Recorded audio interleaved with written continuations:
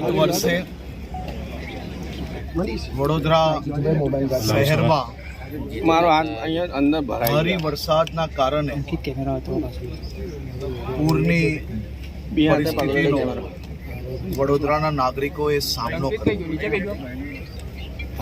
શહેરના ચૂંટાયેલા પ્રતિનિધિઓએ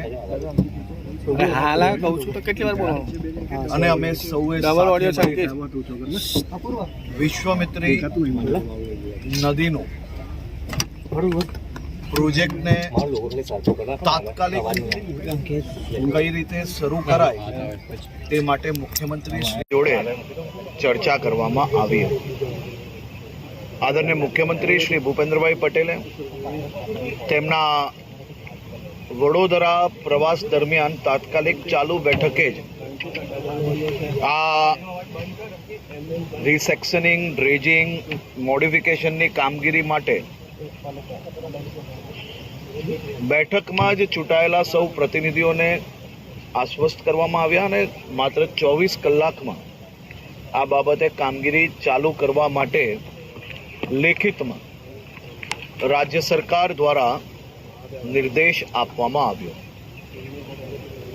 જે પ્રકારે લોકોને ભારતીય જનતા પાર્ટીની આ સરકારે, મહાનગરપાલિકાએ એક વચન આપ્યું હતું કે આવનારા વરસાદની સિઝન પહેલા વડોદરા મહાનગરપાલિકાના વિસ્તારમાં વિશ્વામિત્રી નદીનું જે કંઈ કામગીરી છે એ ચાલુ કરીને ઝડપથી પૂર્ણ કરવામાં આવશે।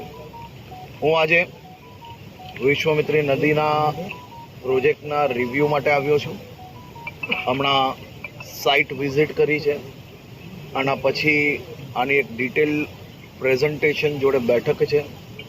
કુલ મળીને 24 કિલોમીટરના પટમાં જે રિસેક્શનિંગનું કામ છે, ડ્રેજિંગનું કામ છે, મોડિફિકેશનનું કામગીરી છે, 15 લાખ ક્યુબિક મીટરની જે વાત હતી,